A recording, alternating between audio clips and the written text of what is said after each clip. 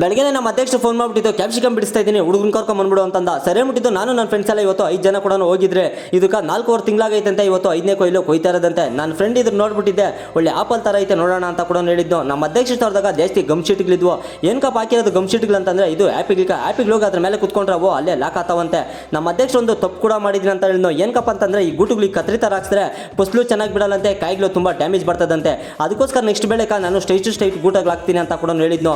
ನೀವೇನಾದ್ರೂ capsicum ಬೆಳೆದಿದ್ರೆ comment box ಆಗ ಒಂದು ಕಮೆಂಟ್ ಮಾಡಿಬಿಡಿ. ಸೆರೆಮುಟ್ಟಿದ್ದು ಒಳ್ಳೆ ಕಾಯಿಗಳು ಇವರು ಬಾಕ್ಸ್ ತುಂಬ್ತಾ ಇದ್ರೆ ಗ್ರೇಡಿಂಗ್ ಮಾಡಿಬಿಟ್ಟು ಆ ಬಾಕ್ಸ್ ಎತ್ತಿ ನಾವು ಸ್ಕೇಲ್ ಮೇಲೆ ಕೂಡ ತೂಕ ಆಗ್ತಾ ಇದ್ರಿ. ನಾನು ನಮ್ಮ ಅಧ್ಯಕ್ಷರು ಎಷ್ಟು ಕೆಜಿ ಬಾಕ್ಸ್ ಅಂದ್ರೆ ಇದು 30 kg ಬಾಕ್ಸು.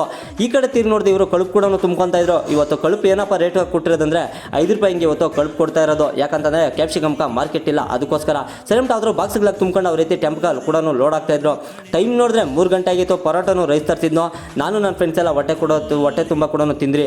ಅದಾಗಿದ್ದಾದ್ಮೇಲೆ SA-A1 ಅಂತ ಬರೀತಾ ಇದ್ನು ಚೆನ್ನಾಗಿರೋ ಬಾಕ್ಸ್ ಮೇಲೆ. SA ಅಂದ್ರೆ ಕಂಪ್ನಿ ಹೆಸರು, A1 ಅಂದ್ರೆ ನಮ್ಮ ರೊನ್ನು ಕಾಯಿ ಅಂತ. ಸೆರೆಮುಟ್ ಇದು ಎಷ್ಟು ಟನ್ ಸಿಕ್ಕೈತಪ್ಪ ಚೆನ್ನಾಗಿರೋ ಕಾಯಿ ಅಂದ್ರೆ 3 ಟನ್ ಚೆನ್ನಾಗಿರೋ ಕಾಯಿ ಸಿಕ್ಕೈತೆ, 1 ಟನ್ನು ಕಳುಪು ಕಾಯಿ ಕೂಡ ಸಿಕ್ಕೈತೆ. ರೇಟ್ ಏನಪ್ಪ ಅಂತಂದ್ರೆ 16 ರೂಪಾಯಿಗೆ ಇವತ್ತು ಕೊಡ್ತಾ ಇರೋದು. ನಮ್ಮ ಅಧ್ಯಕ್ಷರು ಒಂದು ಮಾತು ಕೂಡ ಹೇಳಿದ್ರು, 16 ರೂಪಾಯಿಗೆ ಸಿಕ್ಕರೆ ನನ್ನ ಕಾಯಿ ಏನು ಮಿಗ್ಲಲ್ಲ ಅಂತ ಕೂಡ ಹೇಳಿದ್ರು. ನನ್ನ ಅಧ್ಯಕ್ಷಕ್ಕೆ ಒಂದು ಮಾತು ಕೂಡ ಹೇಳಿದ್ರೆ ಸೋಮೇಶ್ವರನ್ ಹೋದ್ರು ಶನೇಶ್ವರನ್ ಕಟ ತಪ್ಪಲ್ಲ ಅಂತಂದೆ. ಯಾಕಪ್ಪ ಅಂತಂದ್ರೆ ಕ್ಯಾಪ್ಸಿಕಮ್ ರೇಟ್ ಇಲ್ಲಲ್ಲ, ಅದಕ್ಕೋಸ್ಕರ ಟೆಂಪ ಮಾರ್ಕೆಟ್ ಕಡೆ ಹೋದ್ರೆ ನಮ್ಮ ಅಧ್ಯಕ್ಷರು ನಮ್ಮ ಕೈ ಏನೇನು ಬೇಕೋ ಎಲ್ಲ ಕೂಡ ತರಿಸಿದ್ರು. ಬೆಳಗ್ಗೆನಿಂದ ಕಷ್ಟಪಟ್ಟಿದ್ರಲ್ಲ, ಅದಕ್ಕೋಸ್ಕರ ಅದನ್ನೆಲ್ಲ ತಿನ್ಕೊಂಡು ಮನೆಗೆ ಬರೋಕೆ ಟೈಮ್ ನೋಡಿದೆ 7:30 ಆಗಿತ್ತು. ಇವತ್ತಿನ ಕತೆ ಇಷ್ಟು. ನಾಳೆ ಸಿಗ್ತೀನಿ ಫ್ರೆಂಡ್ಸ್.